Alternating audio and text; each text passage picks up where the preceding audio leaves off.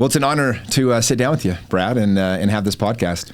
Jimmy, it's great to be here. I'm really excited to talk about this. It was an amazing experience that I had, and I'm excited to discuss that with your listeners here. Yeah, I have so much curiosity about this. I kind of put a little teaser on my Instagram, and I think it's the most messages I've ever had from one post on something that I put on my stories. So I know a lot of people are interested in hearing about your experience.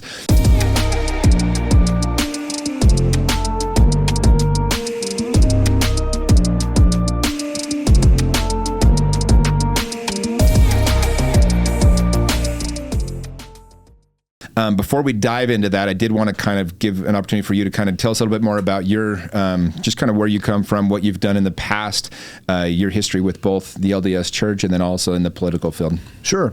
I was born in the church. If I look back on every single line I go up, it's all people who came across the plains. That's always the phrase you hear, right? It's funny because when I went on my mission to Florida, I used the phrase "came across the plains" to people who don't have that heritage, and they're like, yeah, that's the phrase you guys use, isn't it? Yeah, that's just what it is. But anyway, so all of my ancestors are pioneers, and so I have a very deep heritage with the Church of Jesus Christ of Latter-day Saints. I served a mission, as I mentioned, and I've always been and intend to always be a very active and believing member. So that's where I come from church-wise. I grew up in southeast Idaho, very much a small farm town, and it's interesting because a lot of these things that we're talking about, magic mushrooms and cannabis and LSD and all of that, and in my world at that point in time, those are all things that crazy people did, and you didn't touch them, and that's where I was at. Anyway, moved to Utah, been here for a long time, and through a lot of really interesting circumstances, which would be a whole nother podcast if you're interested, I got elected to the legislature. And then I started seeing different things, like probably the one that really flipped a switch for me was Charlotte's Web. Now, you probably heard about Charlotte's Web. That was a almost pure CBD extract that had very positive effects on children with Dravet syndrome, which is very, very severe epilepsy. And that, in my mind, said, okay, if that medication is helping people who have no life to have a life, I better rethink some things. It's no longer a Schedule I drug at that point, right? It's no longer a Schedule I drug, because Schedule I drug, by definition, says it has no therapeutic benefit. Correct. And so I'm thinking, okay, something's wrong here. There's something out of sync. And so I started paying attention to it. Now, I came from the area, well, CBD is okay, and I still didn't think THC was. You take it a step at a time, right? And anyway, over time, I became convinced of two things. Number one, there's some therapeutic benefit here. But number two, there's a group, good or bad, who are using the medical to basically create a wedge issue to go to recreational. And I have not, never will be in favor of recreational use of cannabis. Yeah. All right. That's a problem for me because I do see that it has some downsides. Well, and that's I think it's a good place to interject there, but that's one of the things about all of this, right? All the plant medicines, they can be abused. Yeah. And that's kind of the tricky part where all these things come into play. But at what point do we strip all the rights to be able to use them when, they can do so much healing and good at the same time? I know for me, you said that your experience was, all the drugs were the same to me, whether it was LSD, heroin, or cocaine, or magic mushrooms. They all fit this one mold of drugs when I was a kid, or even bad drugs. Yeah, right. Drugs, if you do that, you're going to jump off a building and kill yourself, right? Yeah. We all had the same fear, and exactly. And as you get older, you kind of realize, these are all very, very different. They do very different things that have very different results. And so even like you said, with cannabis, and we'll go into a little bit here in a little bit about your role in helping to legalize that in the state of Utah. Sure. But yeah, it is one of those positions where you kind of have to go, okay, well, yes, there's these things, but then you look at like opioids and alcohol. You can get them whenever you want or wherever you want, right? Xanax and all of these, psychoactive drugs or, drugs to change your mood that are legal, right? But have some profound. I'll give you an example that was a real eye-opener. Okay, so I talked to the epilepsy moms, wonderful, wonderful people, and just trying to do the best for their kids, right? And they were trying everything. And there was one drug in particular. They said, okay, on the label here, it says, do not try this, or do not administer this the first few times unless, I'm not kidding here, unless you are sitting in the parking lot of the ER. I mean, just, okay, so you're saying this drug, it has some positive benefits, which I don't dispute, it probably does. Right.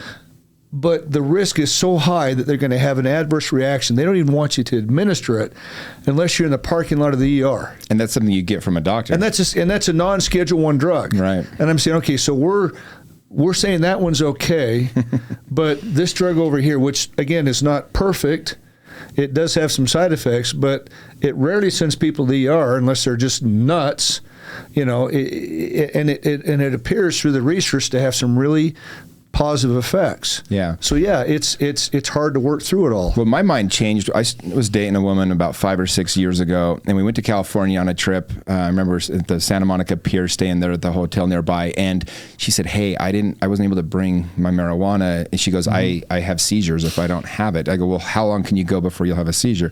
She goes, "Usually not even one night." And I'm like, "Well, let's hope nothing happens." Middle of the night, I mean, her teeth are clanking, her knees are smacking. It was the scariest thing I've ever seen.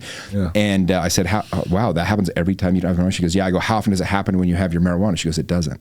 And I went, wow, okay, like, this clearly is having an effect. And now the research is pretty clear. I think people know that marijuana has some medical benefits, and so many of them, right? Oh, yeah. It doesn't change the fact that it also can, make you want to sit there and not do anything for weeks on end, or it has different effects in other ways. I mean, getting high all day is not a good thing. I always say you wouldn't want your son or daughter to use it just for the sake of using it all the time. But at the end of the day, if I have kids, I much would rather have them doing marijuana or, any of the psychedelics than alcohol or opioids, because those are the ones that are real destroyers. And you start looking at how many people die from different drugs. In the book Stealing Fire, they do a really good job of breaking it down. You're talking for every 4,000 people that die from opioids or alcohol, maybe one will die from marijuana or a psychedelic. Yeah, it's off the charts. I mean, opioids have their place. Don't get me wrong. I had, growing up, I had a very severe accident, and I was in and out of the hospital a lot.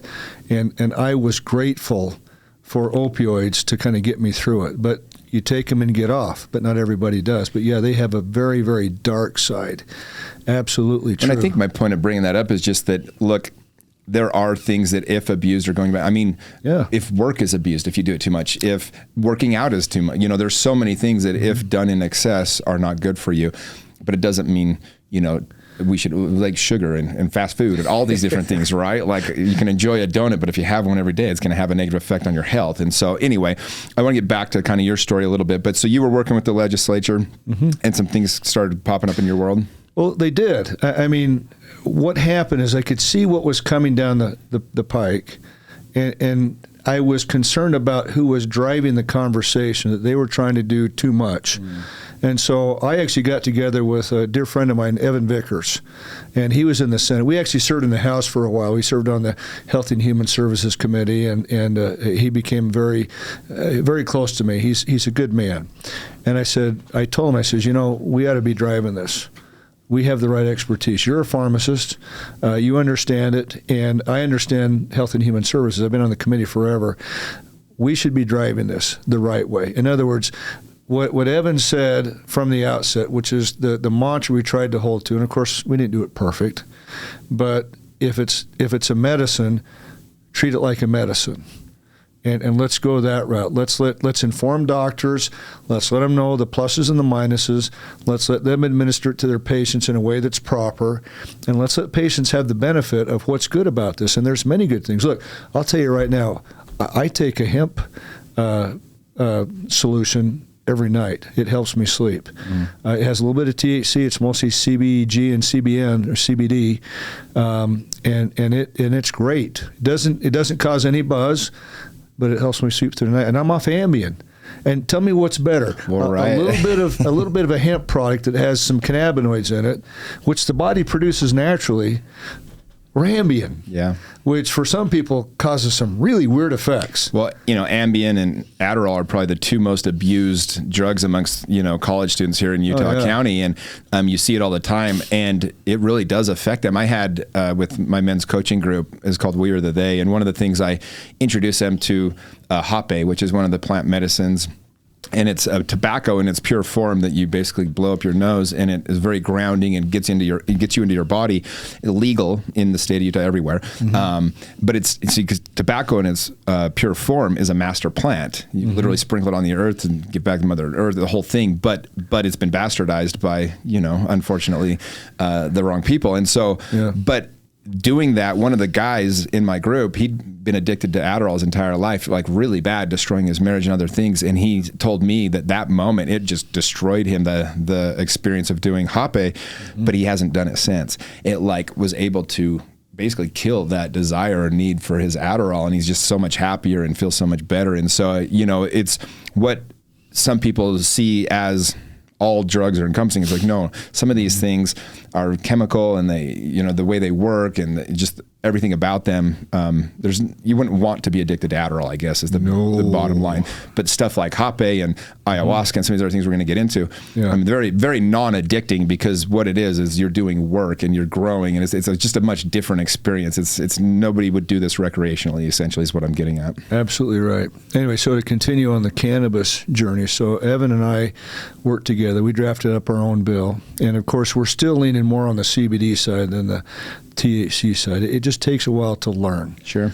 And we had our alternative, and it didn't quite make it through, but it also stopped the other bill, which was a lot more far-reaching. And what happened next was the initiative. But I think our work paved the way for the backers of the initiative to meet with members of the legislature, including Evan Vickers. And I was a little bit too much of a firebrand to be in the room. That's okay. and the LDS Church and the Utah Medical Association, and they came together and crafted up a compromise that became Utah's medical cannabis law. And it's a very well-regulated, very well-understood law. And I think it incorporates the best ideas of all worlds. It makes it able for patients to get it. It puts doctors in the driver's seat, and you have a qualified, trained pharmacist in the dispensary. I've always thought that's the weak point of most medical cannabis laws in other states, is they don't really have any training for what they call the bud tender. And Utah took the different route there, where it says, okay, we want to train fully licensed pharmacists dispensing this stuff. And so we got to a good place, and I think a lot of people are seeing some huge benefit. I've got a neighbor across the street. He's in complete kidney failure. He's got severe diabetes, and this laundry list of conditions. And the only thing that gets him relief is a fairly high THC dose of marijuana. I think a guy in that condition, give him whatever he needs. I mean, he's in dire straits. And if he doesn't find a donor, he's not long for this earth. Yeah. So we got to a good place. And in addition to the cannabis bill, because I'll take credit, because, politicians, we always take credit for everything, right? But I ran the bill that was the hemp law. And so that one provides, if the THC level is below a certain level, and it's high in CBD, CBN, and other cannabinoids, it's available over the counter. You can go buy the product I take, through mail order. Yeah. And for me, it's perfectly sufficient. It works really well. So both those things, I think, are very successful outcomes from, this wonderful debate we have in a free society, and where we get to express our ideas and work things out, and that's what came out, and I'm very proud of what happened. Well, and again, I think people want things to be black and white sometimes, and the bottom line is everything's a little bit gray. Yeah. It's like we're trying to find compromise. We're trying to find what really works the best for all parties involved, right? And I think that's a cool thing that you've been able to be a part of that. Another unique position that you are in is you are a Mormon bishop currently, bishop in the Church of Jesus Christ of Latter-day Saints. I try to say it right. Thank you. You're currently, how long have you been in that role currently? Close to 5 years. 5 years. Oh, so you're getting towards the end of it a little bit. That's what they tell me. Yeah. Usually 5 or 6 years, I think. Well, and you're in Orem, is that correct? I'm in Orem. I serve in a family ward in Orem. It's a ward I've been in for almost 30 years, and wonderful opportunity. I mean, it's a real privilege to serve the members of the ward, and I've appreciated my time in there. And one of the neat things for me about it is you get a front row seat to all the good that other people in the ward are doing. I mean, it's not one guy. That's ridiculous to think that. Sure. But you get a front row seat to see how many people are fully engaged. I mean, again, just the tip of the iceberg, just a little bit more of it than maybe some others do, of all the good things that are happening. And that, to me, is just profoundly moving. Yeah, so. No, it's there's so many gifts and blessings that come from being able to have a community of people that care, right? I know when I was a kid, I had so many amazing leaders and people in the church and out of the church, but that were just cared about me as a kid. And I was a little hellion sometimes, but I look back now, I'm like, they weren't getting paid. These were adults with issues that had fears and stresses and concerns and money issues and everything else. And they were giving their time to me. And I'm just like, God, like what a gift to be able to be raised by a community that way, which is what a ward does, right? And that's the beauty of being the leader of the ward is you get that front row seat to be able to watch that. You really do. Yes. Before we get into kind of your experience with ayahuasca and all that, maybe if you could share what's been your favorite part about being a bishop? For me, the favorite thing is you get to work with people who are struggling, and you get to be the conduit to bring them back to Christ. In other words, to let them know that they are loved, that they can be made clean, that they can get themselves back together, and to see them go through that journey and to see the light come back on in their eyes as they get there, and to be in some small way the facilitator of that. I'm not the one who drives it. I just try to open the door. No, but the fact that you care, because I had, back when I was a member of the church, I had great bishops and I had terrible bishops, I'll be honest. But here's the thing, it's like my heart goes out to all of them because they get put in this position they didn't sign up for, right? I mean, you're not life coaches and therapists and everything else that you have to play. And you're just doing the best that you can in an unpaid position. And so there's honor in that. It's like even the ones that I didn't really like and didn't agree with how they did it, it's like I don't hold anything against them. Right. But man, am I grateful for the ones that were able to share that love and help me feel welcomed and just help me feel like, that I was important and I was seen and all those different things. And so I'll always have a special place in my heart for a lot of those bishops that I worked with. Which I worked with them quite often. So, well, thank you. Yeah, no. Well, I do want to kind of talk about your recent experience. That's why I wanted to pull you here on the podcast. Maybe tell us how that even happened. So you just got back 2 weeks ago from Costa Rica, right? Where you went down and did 4 nights of ayahuasca. If you guys aren't familiar with ayahuasca, I got plenty of episodes that have talked about that in the past. And quick Google search. There's a YouTube video that Aubrey Marcus just did called The Dragon, and Aaron Rodgers just did a podcast with him, the quarterback for the Packers, where he explains his experience. We won't go into what it is here on the podcast. There's plenty of places to do that, but I want to talk about kind of more just your personal experience. But how did you end up, this Mormon bishop, end up doing maybe one of the 2 or 3 most intense of all of them, psychedelics down in Costa Rica?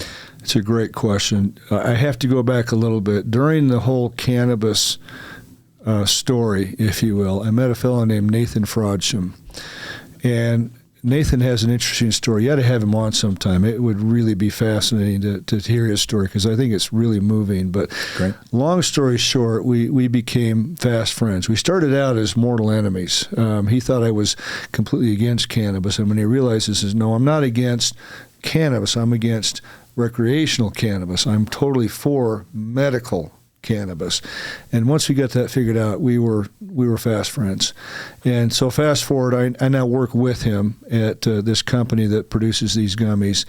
And he called me and says, hey, listen, I've got a friend here who's really worried about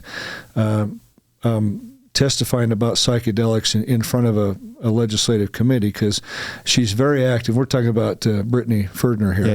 Yeah. She's very active in the church, but she doesn't want to put her membership in jeopardy. Can you meet her? I mean, again, because I've got that foot in both worlds. I've been in politics, and I'm in the church in a couple different ways. And so I said, yeah, let's meet and talk. And I talked it through with her, and she's very compelling. As you know, she's very compelling. The perfect person to talk to you because she's just this sweet, innocent the ultimate, like, just Mormon mom, but so non-assuming as well, but so passionate because of her own experience with ayahuasca. Oh yeah, she was convincing. I could feel her spirit right off the bat, and it was very positive. I think she volunteers every week in the temple, and she's either is or was the Relief Society president. She's very active in the church. Very active and very committed, and believes everything about the church. And so we met. I heard her story. I was compelled. I said, well, listen, let's talk to the church lobbyist. I happen to know him pretty well. He's a good friend. And so I said, well, I'll text him and see if he responds back. And so I text him and say, hey, I have a question for you that, I'd like to get answered about psychedelics and the bill and there was a bill in play in the legislature at that time being run by Representative Brammer, which we can talk about if you'd like. Yeah, I'm on the committee to help with all that. Oh, good for you. Very good. Anyway, so you know all about it. Anyway, so that bill was in process, and that's why Brittany was coming to me in the first place. And I said, well, let's reach out to the church rep and just kind of get a feel for it. So I reached out to him. He got back to me, and we had a meeting. And basically the outcome of the meeting was, if it's legal and it's properly administered by a doctor, we don't have a problem. And again, that was from the lobbyist, so that position may change, but he's pretty good about knowing how to represent what the church says, and of course, he'll represent whatever the church asks him to. But that seemed like a pretty good direction. So that put a lot of comfort with her, and it also gave me a lot of comfort, and it made me think. And so that's when I started looking into psychedelics more, and it was surprising. I mean, the first thing I looked at was another podcast you may be familiar with, Jordan Peterson, who I'm sure you know very well. Yeah. He did a very lengthy podcast with a doctor who's doing the research out of Johns Hopkins. Mm-hmm. And so I listened to that, and I have great respect for Jordan Peterson for a lot of reasons. And I listened to that, and I thought, okay, that's definitive. And the results were almost too good to be true. Mm-hmm. I mean, they couldn't point to anyone who had a long-term negative experience. Yep. Now, they might have had a bad experience during a session, which, you can, but if they had somebody there to guide them and kind of help them, it was bad, but it ended, and then it was fine. They didn't take away any negative experience from it. And for the most part, people were untying knots that had been tied for years. They were seeing things differently. PTSD was diminished or over. Well, that same, so I work with a group, a nonprofit called Unlimited Sciences out of Colorado, and I'm on their board as well. Rashad Evans, UFC Hall of Famer, Jake Plummer, former NFL quarterback, a bunch of people like that. And then a lot of people in the space of psychedelics are part of this. And that we actually helped fund that study for Johns Hopkins. Oh, good for you. Yeah, it's been really cool to be a part of it. And that exact study you're referring to, 78% of the people that tried psilocybin for the first time said it was the most profound experience of their entire lives. And if you haven't experienced it, it's hard to explain it to somebody. Yeah. And I always, whenever I'm telling somebody about psychedelics, and you said something really important, though, you have to have it facilitated the right way. There does need to be a facilitator. I've had to tell certain friends, like, hey, you need to make sure if you're ever introducing this to somebody, you have to have a facilitator, because it can be a scary experience. It can, I don't call them bad experiences. I think the medicine always gives you what you need, but it might show up in a way that could be, if you don't have the right people there to help, that could be just a scary experience for that person. Yeah. And so the fact that, that when you read that research, same thing for me. The first time I was talked to from a close friend about doing psychedelics, my answer to him literally was, bro, I don't do drugs. I've never touched a drug. I'm like, no way, man. And he laughed just like we all do, right, at this. And he goes, you don't understand, dude. And he goes, just research it. And so I started looking into it. And, all these people I look up to, Tony Robbins, Tim Ferriss, Joe Rogan, Jordan Peterson, all these different people had such beautiful experiences with it. And I said, okay, there's something here. And that's when I started really doing more. It took me about 4 or 5 months to get the courage to do it the first time from that day. But ultimately, the research showed me there's something to this. There's literally hundreds of thousands of examples now of people that have had a very profound, beautiful experience that's been very helpful with psychedelics. Well, Jimmy, kind of more to your point, is the other really big green flag about it was people would experience it and not feel like they had to go back again. Correct. I mean, it was like, it would be nice, and maybe in the future I will, but it wasn't like they were jonesing for it. I got to have my fix, which for a lot of other drugs, that's what it is. Oh, yeah. Well, you only have to do ayahuasca once to know that you would never do this recreationally. Oh, heavens, no. Good gracious. Yeah, we'll talk about that. Yeah, we'll get into that. But yeah, it is funny. I had a friend say, I just don't want to get addicted to it or do it recreationally. And I just laughed. I'm like, literally impossible.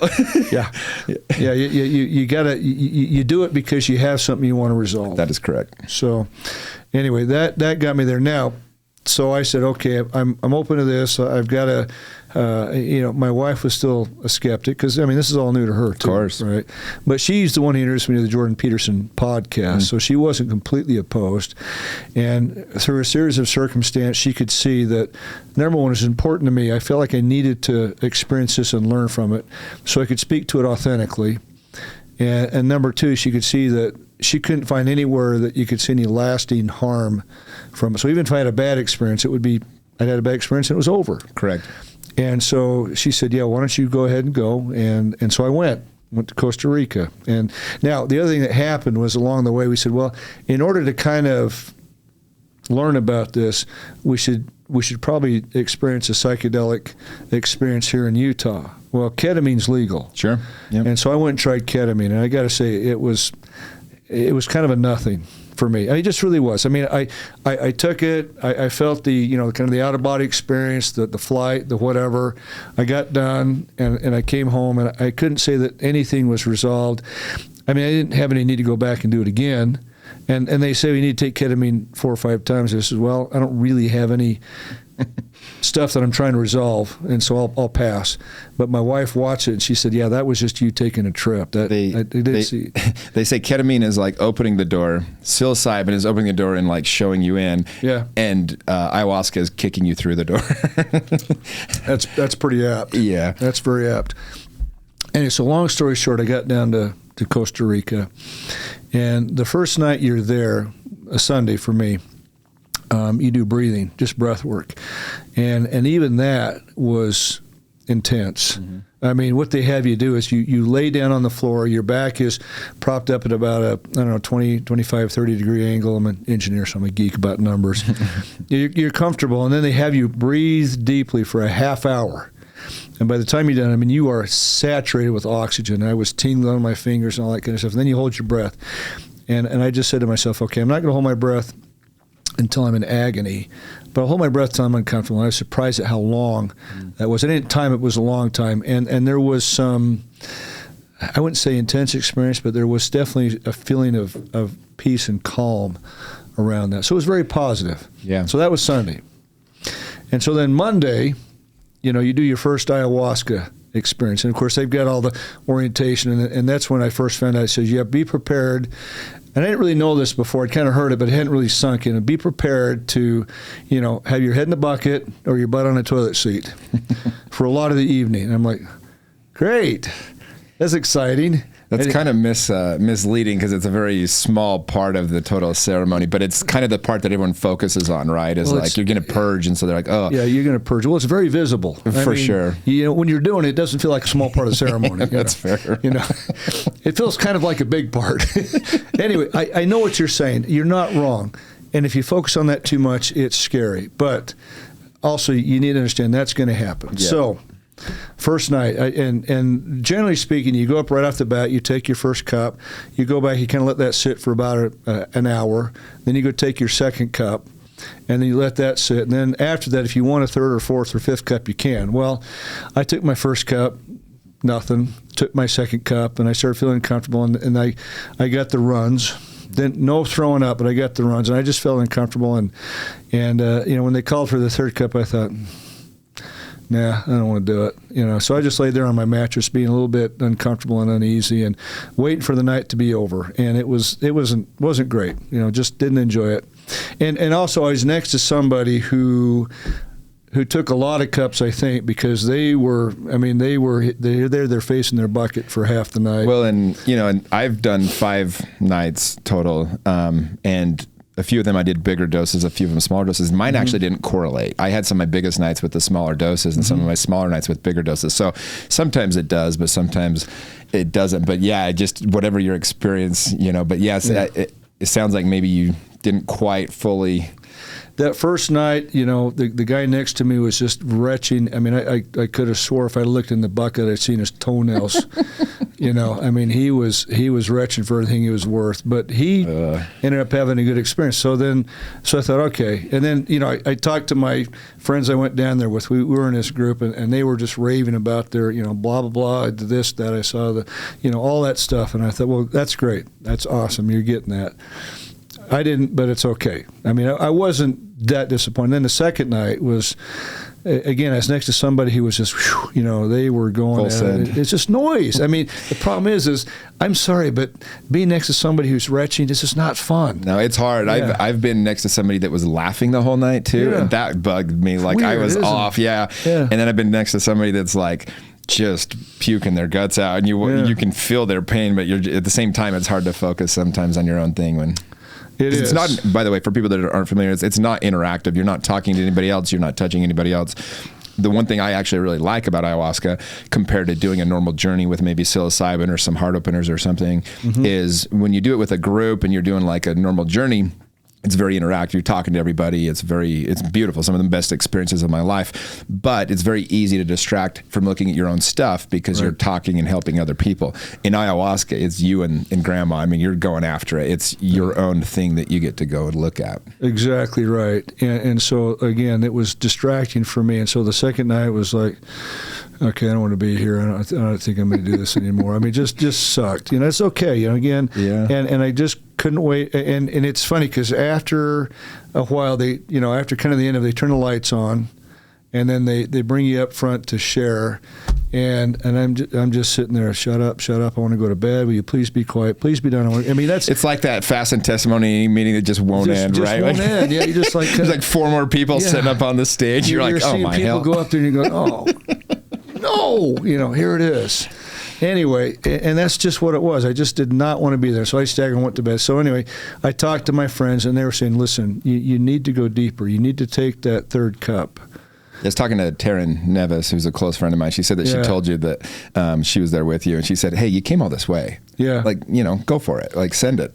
And she's, again, very persuasive. But between her and then just circumstances are, the people, the staff there, they're so genuine, so friendly. And one of them there was just open, and I happened to be 2 mattresses away from her. And she was there she did like 5 cups that night. But she saw me. I did, so we come here to Wednesday night, right? And I'm thinking, all right, do or die. So I take the first 2 cups, and again, after the second cup, I'm getting uncomfortable, and I get up and go use the boys' room. No throwing up yet.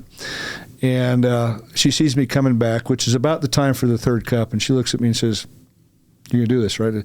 So I picked up my shot glass, you know, that they give you, and I walked up, and I did the third cup, and I laid down. And about 20 minutes later, again, the purge isn't a part of it, but it is. Right.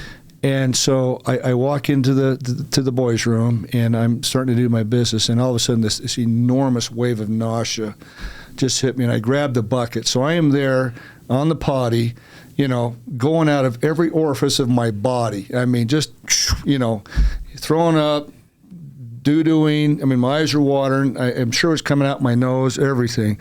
I mean, I probably wiped my ears out, too. I don't know. But I walk out of that. I wash off. And it struck me, the things that I was really struggling with was the retching was just so uncomfortable because it's so jarring, the sound is. And I walked back to my bed, and the shamans were there. They were right on top of it. They did a ceremony for me, just a little brief thing. And you're familiar with that. For sure. And it was very comforting and very soothing, and I laid down, and I just started feeling good. I started feeling better. And then the music came up. And it was live. That particular, now they did some live and some recorded. This one was live. I've only done live, but yeah, my gosh, it's beautiful. And those guys were so freaking awesome. It wasn't in English, but man, it was just this song of joy, and people were getting up and dancing, and I just felt elevated, and I felt good, and it was the weirdest thing in that ode of joy, and intensity. I heard people retching right in time with the music. I mean, it was the darndest thing. And it's like people go, oh, sure. Well, it was to me anyway. And I very much believe that they sing the energies in and out of the room with the songs, 100%. I've witnessed that. Yeah, and so it was like, that's okay. They're on their journey now. They're on their way. They're making some connection they need to make, and you got to purge first to get there. And I just laid back on my mattress, and I just had this overwhelming feeling of peace come over me, and I felt like I was laying in a puddle of light. I don't know how else to say it. That's what it felt like. Cool. I was just laying there, and I was on my mattress, but I felt almost weightless. That much peace that I didn't feel like I had a care in the world. And it was beautiful. And I was so happy. And then I walked outside, and you know how they've got the fire pit out there. They got Grandfather Fire, and they say when you talk to Grandfather Fire, you need to introduce yourself by you say your full name, and then your mother's, and then your father's. And I lost my father 20 years ago in kind of a surprise. He died at 62, and he was very healthy, just a surprise thing. And when I said my father's name, I just choked up. And so I just sat there for a minute, kind of thinking about him and what a connection I had with him. And he was, and the kind of the tragedy and the triumph of being there was a lot of people were working through issues with lousy fathers. I mean, they just were fathers that were abusive, fathers that sexually assault. I mean, all of that stuff. And I ached for them. And I just said, I wish I could give you my father for just a little while, so you knew what a good dad was all about. I mean, my dad was. He treated me so well, and he gave me such a good start in life. And, it's funny, we were joking about this before. So, the reason I have an experience is because you're not broken. I said, well, I had a good father, and a lot of them there didn't. And I took that back with me and just kind of stewed on that. And I had some other insights, and it brought tears to my eyes, and it was just magnificent. And then the night was over, and it was like, oh, that was fast. And then we get up to share. I said, anybody want to share? Me, pick me. And I got up and right from the heart, and it not just for me, because I know my friends, right. They told me they were praying for me. They wanted me to have an experience. And so I not only owed it to myself to get up and share, I owed it to them. I wanted them to know, yeah, you were right to bring me down here. So that was the third night. It was intense. And, it was beautiful. And so then the fourth night comes, and this is a different brew. It's got a different name than ayahuasca. I forget what they called it, boga or something like that. But it's essentially the same ingredients, just brewed a little differently, a little bit different strength. Sure, and they use different strands. Some of them come from Hawaii, Peru, different parts, and different things. This was from Colombia. Okay, yeah. This was from Colombia, and they called it a little different name, but similar, but not the same. Sure. And it was a different shaman. And this guy, his name's Leo. Leo, great guy. I mean, I got to talk to him later. Just down-to-earth, decent guy. Yeah, the shaman that I've sat the same one all 5 times that I've done it, and she, just radiates. It's just one of the most amazing humans I've ever met. And, I will introduce every person I know to this woman because I know they'll be safe. I know they'll get the experience done the right way. I know that they'll be taken care of. And it really is cool to see the people facilitating it, how special they are, like the real shaman, the ones that are actually the ones who really dig into the whole thing. Beautiful people, and again, just felt good being in their presence. So took the third one, and I did one dose, right? Okay. Get back to my match. Half hour later, I'm purging out of both ends again. Okay, I've got it. And then I just felt uncomfortable. When they asked for a dose to us, I'm good, I'm okay. And I'm laying there uncomfortable, just kind of like this, and think it's going to be another long night. And this one, they start at 7:30 and go till sunrise. So the others start about 4:30 and go till about midnight. So this is a little bit different, a little bit longer. And as uncomfortable, but not bad. And then they said, okay, we want you to come now for your healing. They put us in a healing circle, and then they did kind of a chant over you and things like that. And as soon as they said, come up for your healing, the discomfort went away right then. And so I went up, and I did the healing, and it was beautiful, and I felt good. And then I went back to my mattress. I laid down, closed my eyes, and it was morning, just like that. I was out. Wow. And people said I was snoring, which is probably true. No idea. And anyway, so it was in its own way another very positive, uplifting experience, and it made me feel good. So that was, and then of course, then the last 2 nights though, you do the breathing, and those were so much more intense after the ayahuasca. When you got the medicine still in you too at that point, so it's doing its thing, and it continues to do its thing for much time afterwards. Yeah, and so just really, in fact, even today I had an insight over something I'm working with. We all have our personal things, right? And I had a profound insight today. It's like, oh yeah, that's right. I need to figure that out. Anyway, but that's it was very positive, and so and you just feel so connected with everybody that's there. I mean, friends. Some people you meet them and you're instant friends with them, right? And everybody there. I didn't know my roommate. He was there and he said, "I want to stop smoking." And at the end of it, he said, "You know what? I need to book a flight and go see my mother. I've been kind of at odds with her. I need to heal that relationship." Yeah, it does that for me. Ayahuasca shows me whoever I'm out of. If I'm off in any way, if the energy's off, it'll show it to me very clearly and show me how I can go approach him to make it right.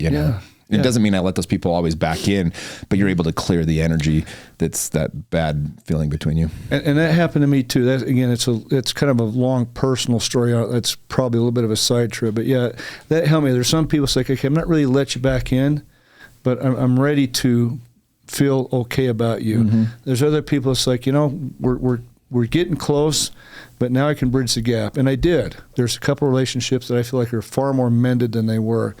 And so on the whole, for me, it was a very uplifting and positive experience. But on that, I will say this, on that last night when it was breathing, they said go in with an intention, which I wasn't great about because, I'm a stodgy old curmudgeon. But I thought, okay, I just want to know that God lives. I mean, not that I ever doubted it, but that's just kind of what I went with. And so we get there and we do the breathing, and it's really interesting because towards the end of the 30 minutes, my body was just kind of kicking it on its own. I was just kind of like, okay, I'm just doing this. I mean, it was just intense. And then they said, okay, now hold your breath, and I'm closing my eyes, and I'm asking myself, why did they turn the lights up?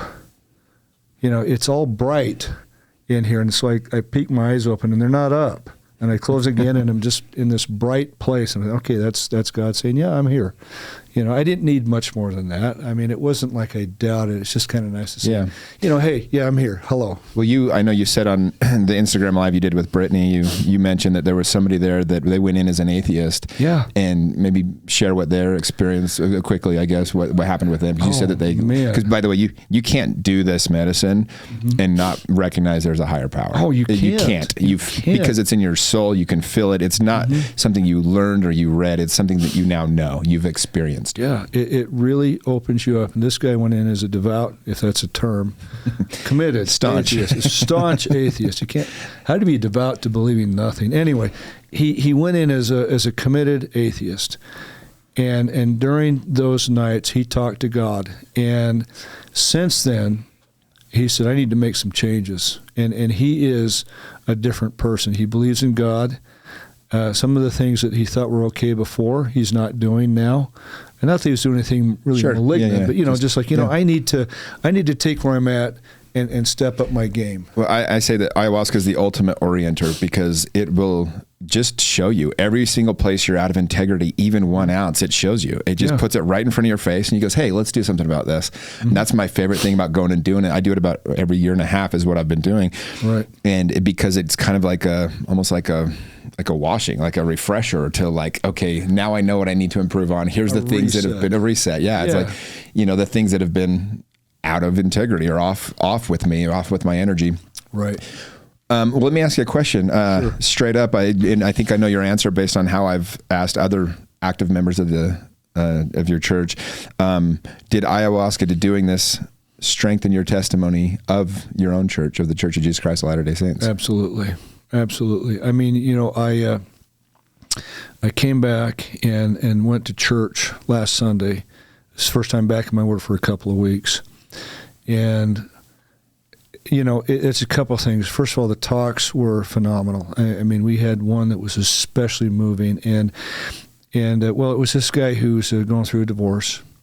And he's remained quite faithful, which frankly, it's usually the other way around. Sure. But not in this case. He'd remained faithful, and he gave a beautiful talk. And what was interesting was, from where I could stand, because I'm up on the stand, obviously, there were two sisters who had gone through their own divorce recently, and you could just see on their faces how moved they were, and how healing his words were, and how the Spirit was there, and how powerful it was, and it was just beautiful. And so to be able to go there and again just feel the Spirit when I go into my own church building and work with my brothers and sisters that I feel so close to, it definitely put a light on that was really beautiful. Was it so when you feel the Spirit in the temple or in your own church, how would that compare to what you felt during ayahuasca? Well, the peace that I felt during that third night is very similar to how I feel when I go to the temple and really let myself hear what's going on. It's very similar for me. Yeah. And again, to me, it says it right in the Doctrine and Covenants. That's the most powerful witness God can give you, is speaking peace to your heart. And what's interesting is Leo, that the shaman on the fourth night, that's what he said. He says, forget about the purging, forget about all the other stuff. The best thing that ayahuasca can do for you is give you that sense of peace. And I'm like, that's where I got to. It was awesome. Wow. So how did taking ayahuasca change your relationship with God? It just filled me with gratitude. I don't know that it changed it dramatically, but I felt gratitude that he would keep finding ways to help his children overcome their problems. I mean, you look around today at the number of mental health issues there are. I mean, you look at our social workers and they're buried, and you look at all the mental health challenges we have, and they're overwhelming. Mm-hmm. And yet here, in the thick of that, we're all of a sudden starting to look at these psychedelics and saying, what have we been missing? I mean, we've been using antidepressants and anti-anxiety and anti-this and anti-that, and something you got to take for the rest of your life. And that people take, not everybody, but people take one or two experiences with psychedelics, and all of a sudden they're off of them. Right. Well, I think what it does is, when you use all those medicines and medicate it, you're really medicating the symptom. Yeah. Whereas with the plant medicines, you go straight to the problem. You heal the issue that's causing the symptoms. Completely agreed. The way I look at it is this: if somebody has a past trauma, the medication, the one that we're used to, it numbs you to the trauma. The ayahuasca helps you face the trauma, realize it wasn't your fault. Yeah. It doesn't mean you're a bad person, and puts it in perspective. So the trauma's still there. You still have the memory of it, but it doesn't dominate you like it used to, and allows you to kind of get on with your life. Yeah, what it does for me, like I've looked at past issues during an ayahuasca retreat, or maybe relationship that didn't work out or something. What it does is it shines a new light. Like I had a woman that I'd broken up with, and it just didn't go well. The whole relationship was a hard one. And I went into that ayahuasca ceremony and I said, I'm not looking at that. No matter. So, of course, the entire ceremony, it's like right in front of my face, But it was really beautiful, because what the message came back was, Jimmy, you're right. That relationship was broken from the beginning. However, no one's ever tried to love you as much as that woman did. And how beautiful is that? And then it was, you grew 10 years. You got a 10-year education in how to show up for somebody in a year of just dating that person. And it was like, you should have so much gratitude and love for this human, that how could you ever speak ill of her after everything she did for you? And I was like, well, that changes the story. And all of a sudden you just get a new lens on the whole thing. And it's ever since, I just had nothing but love and appreciation for that person in my life, even though it wasn't a great relationship when I was in it. And so it's just a really cool way to, it changes it. It shows you all the things that you're not seeing in order to see it the correct way. That's fascinating, because I think about, great experience, by the way, I think about when I'm just praying. And, sometimes sadly, sometimes a prayer is like a checklist. Thank you, thank you, thank you. I asked for, blah, blah, blah. Yeah. You're tired or whatever, and that's on me. But there's other times it's like, okay, I really got a problem here. And you take it to the Lord and you start talking about it. And I find myself saying, like, yeah, I've got this problem that's going on. I says, well, have you thought about this? And I'm talking to myself. Have you thought about this? Well, what about that? Well, it probably didn't mean that. In other words, you talk yourself to the answer, kind of like that. And so I think that the Spirit guides us in a way that we're ready to be guided. Mm-hmm. And so when I go to pray, and I'm really open to what the Spirit wants me to learn, it's good. And I think the same thing we said with ayahuasca. When you go to ayahuasca or any psychedelic, if you're open to what is going to be revealed and can really embrace it, you can be taught, and you can learn from it. So if it puts you in a place where that can happen, that seems like a good thing. Yeah, it's beautiful. Well, is there a place in the church then for an active, fully believing member of the church who wants to use plant medicine for spiritual experiences or healing? I don't see why not. I look at Elder Oaks, who, he's kind of everybody holds him up as the sort of the consummate conservative in the church, which, he's earned that. That's definitely how he leans. He said his things. He said his things, and I love him. Don't get me wrong. He and I are very simpatico. So I mean, just put it out there. I'm not going to skate around that. He and I agree on probably just about most things politically. Anyway, he gave a talk a couple years ago, and he said, there's some people who think all you have to do is get a blessing and you'll be healed. And he says, and he quoted Brigham, and he says, that's not my understanding of the gospel. It's my understanding how the priesthood works. He says that, my understanding is I avail myself of the best medicine that science has available.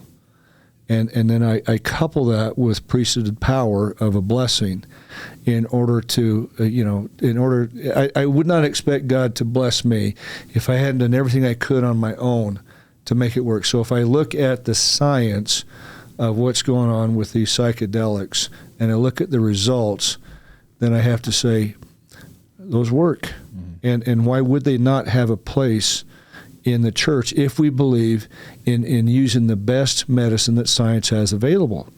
Now, yes, there are some spiritual components to it, but if I could, I was never asked in Costa Rica to deny any scintilla of my faith. I was not asked to change my beliefs. I was welcomed to experience it in a way that worked for me. Mm-hmm. And if they want to call it the source and I want to call it Heavenly Father, if they want to call it Mother Ayahuasca and I want to call it the Spirit, they didn't argue with me. We didn't sit there and debate theology. It doesn't matter. We have different names for experiences. I mean, if I were to draw from scriptures, there's a place in there where we have one missionary, Ammon, who's teaching a person Lamoni, and he says, well, do you believe in God? Well, what's God? I don't know God. Do you believe in the Great Spirit? Oh, yeah. And Lamoni says, well, yeah, I do. Well, that's God. In other words, he started where he was at, and they went together. He didn't argue with him about, well, you're wrong. He just said, here's where you're at. Let's go from there. Well, with so many of my, friends and even family members, people that are still in the church, it's hard to explain how I just know it comes from God. And I know it'll actually strengthen their testimony of what they already believe if they experience it. Because if you have that, here's what I told Brittany the first time, because she was terrified. I'm the one that introduced her and her husband to the medicine. In fact, her husband, and she wouldn't mind me sharing this, but he had been kind of bitter he'd left the church and had grown bitter. And she came to me and she said, hey, I noticed you left, but you're not bitter. Like, you seem to be in a really good place. Like, what are you doing? And I said, can I come over? Yeah. And I sat down with him on their couch and told him about plant medicine. And to her credit, I mean, she was very much like, oh, this is not what we do. But to her credit, she's like, if this is what you're doing, I'd love, if my husband wants to do it, he can. And then he had this, huge change, and they've been able to figure out this beautiful way where their relationship coexists so much better now. They both have this strong belief in God, and it works for them, for Brittany and the church, and for her husband not so much. But that's what it's supposed to do. I mean, you take the medicine, you're like, oh wow, this is from God. And I think that's why you and I both are so adamantly wanting to share it, because you see people that have these struggles, and they're struggling with addictions, and they're struggling with drugs, they're struggling with stress, and their depression, all these things, trauma. And I'm like, there's something that works. Like, there's something out there that can help you with this. And how can I not, especially when it comes right from the earth, how can we not share this to help you. Like, I want people to know about this. And so I wanted to do this podcast. So if somebody came to you, let's say, I mean, this is going to go out there. A lot of people are going to listen to this. Sure. You're going to have some people in your own ward probably come up to you and ask if they recommend with their issues, they go and try plant medicine. Mm-hmm. What would you tell people? I tell them you need to come to that decision yourself. I will give you the information that I have and the experience I had, and then you go from there. I'm not going to tell them yes or no. I'm going to say, you need to decide if it's right for you, okay? Yeah. Because that's a very personal decision. And all I can do is tell them, here was my experience. And take it for what it's worth. I felt like it was very positive for me. I'm not feeling compelled to go back anytime soon. Yeah, well, that's the beauty of ayahuasca. You don't. You don't have to. Yeah. It's like, I may go back at some point, right. But there's no definitive plan. Right. But I would say, here's my experience. You decide. Yeah, no, I think it's beautiful. How will this experience help you be a better bishop? Well, I think it just opens up your heart and your mind. I mean, I feel like I'm a pretty open person, and I try to be accepting and loving of everybody. And if this improves upon that quality, that would be great, because that's who I want to be. I want to be known as somebody who is loving and accepting. Well, look, we try to follow the Savior, right?